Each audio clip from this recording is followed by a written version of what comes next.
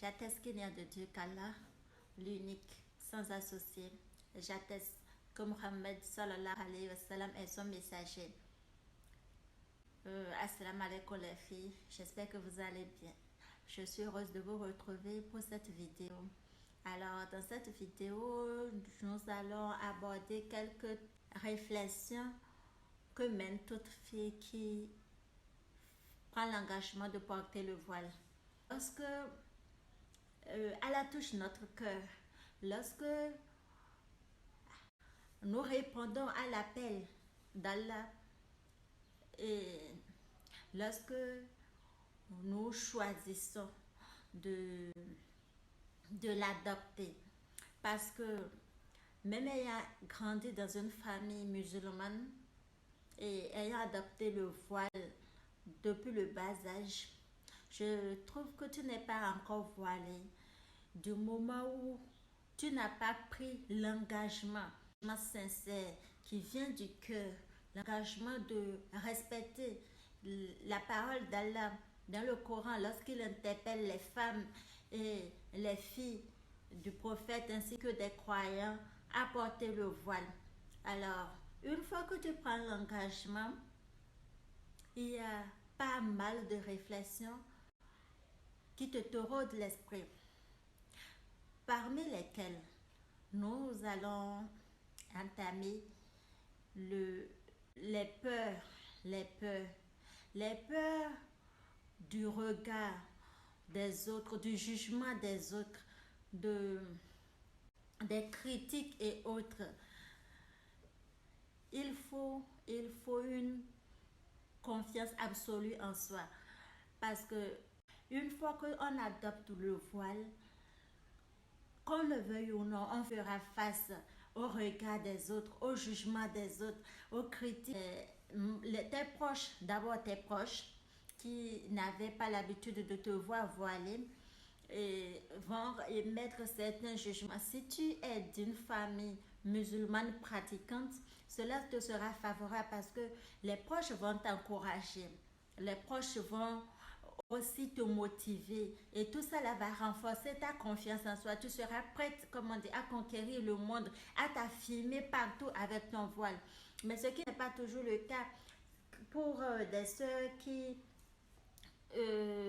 sont convertis ou qui ont des parents pas trop stricts, pas trop religieux, voilà, si je peux m'exprimer ainsi.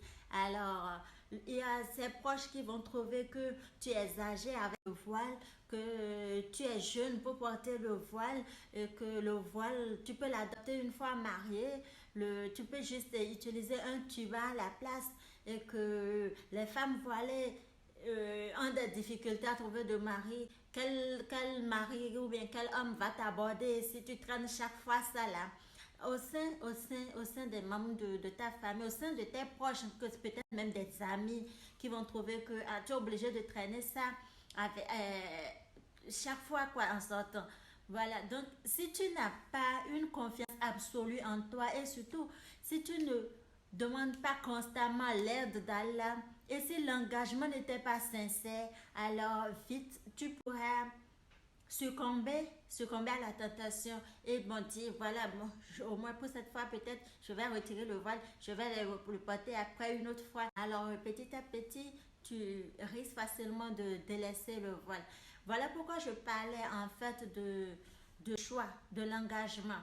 Alors l'autre aspect c'est les membres de la communauté.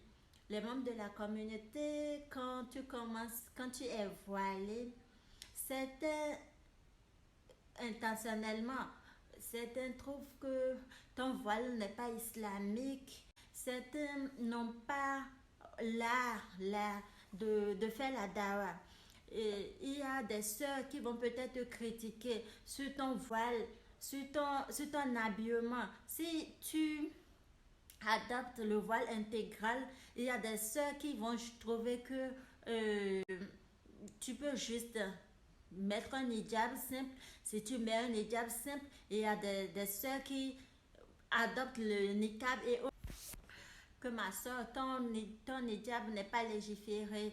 Et voilà. Donc, d'où l'importance de faire des recherches sur le voile avant de l'adopter. Une fois que tu as pris l'engagement et que tu adoptes le voile, il faut faire des recherches, écouter des prêches. Et puis, une fois les recherches faites, tu prends l'engagement selon ta convenance. Tu prends l'engagement avec Allah, selon ce que tu as compris, que tu as reçu et qui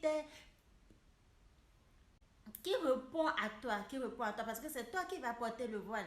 C'est une obligation, oui, mais le voile, il faut que tu l'adoptes du cœur, que tu l'adoptes du cœur. Si l'engagement ne vient pas du cœur, si tu ne l'embrasses pas, en fait, tu ne te sentiras pas épanoui avec ton voile. Il faut que tu sois à l'aise, que tu sois épanoui, que tu sois en conformité avec toi-même une fois que tu adoptes le voile. Alors tout ça là, toute cette confiance, ces petites astuces vont renforcer ton estime en toi-même. Et là, tu seras prête à affronter le jugement, le regard des proches, des amis et à te remettre entièrement à Allah.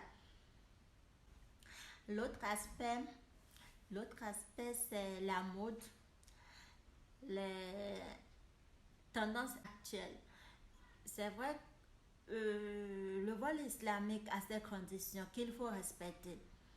Il faut respecter, peu importe euh, la tenue que tu portes, prends soin de respecter que ton habillement soit conforme avec les conditions du voile islamique.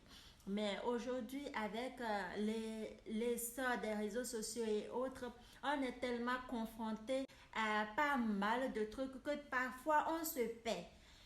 Alors, il faut, dans ces conditions, se remettre à Allah, revenir sur l'essentiel, revenir sur la raison pour laquelle on a adopté le voile. Vous voyez, c'est tout ça qui fait que, en fait, je dis que c'est une question d'engagement. Parce qu'il faut chaque fois revenir auprès d'Allah, demander son assistance, son aide, se renouveler l'engagement et veiller à ne pas tomber dans la tentation de la dunya en fait. Savoir pourquoi on porte le voile, quel est l'objectif qu'on poursuit. Respecter la parole d'Allah, plaire aux gens.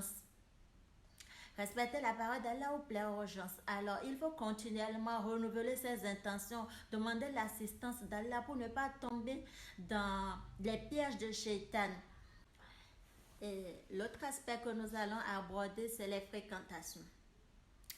Si tu décides d'adopter le voile, il faut aussi, il faut aussi tamiser, revoir tes fréquentations. Par toi, si Allah veut, et Inch'Allah, il guidera tes amis, tes soeurs, et les membres de ton environnement qui hésitent aussi à porter le voile, à l'adopter. Par toi, elle peut toucher aussi le cœur des gens. Mais si parmi tes fréquentations, il y en a qui euh, te harcèlent constamment pour que tu puisses enlever ton voile, pour que tu puisses changer de style et autres, le mieux sera de garder ta distance avec eux. Alors mieux tu seras loin d'eux, mieux tu te porteras. Donc, veillez à votre entourage, veillez à vos fréquentations. C'est très important quand tu décides de porter le voile et qu'Allah nous guide, qu'Allah purifie nos intentions, qu'Allah nous aide à honorer cet engagement du voile. Porter le voile, c'est un véritable challenge, c'est un combat qu'il faut mener au quotidien, surtout avec les détracteurs actuels qui sont pleins dans la société. Alors ma soeur, si tu es du milieu professionnel, si tu travailles ou que tu vas à l'école, sache qu'il y a aussi pas mal d'épreuves qui vont te qui vont se dresser sur ton chemin lorsque tu décides de porter le voile. Et si tu hésites à cause de tout ce que cela implique à porter le voile, je prie qu'Allah touche ton cœur. Alors, et si Tu penses que le voile constitue une barrière pour ton épanouissement personnel. Je prie qu'Allah t'ouvre les portes du discernement, qu'Allah t'accorde la lumière pour que tu puisses savoir la bénédiction qu'est le hijab pour toute femme musulmane. Je prie aussi pour mes sœurs qui tombent dans des tentations et moi-même, la première, je prie qu'Allah nous préserve toutes, qu'Allah nous préserve toutes des ruses de Shaitan, qu'Allah nous accorde des hommes pieux, qu'Allah rende encore plus pieux nos maris et que Allah bénisse nos progénitures. Assalamu alaikum wa rahmatullahi.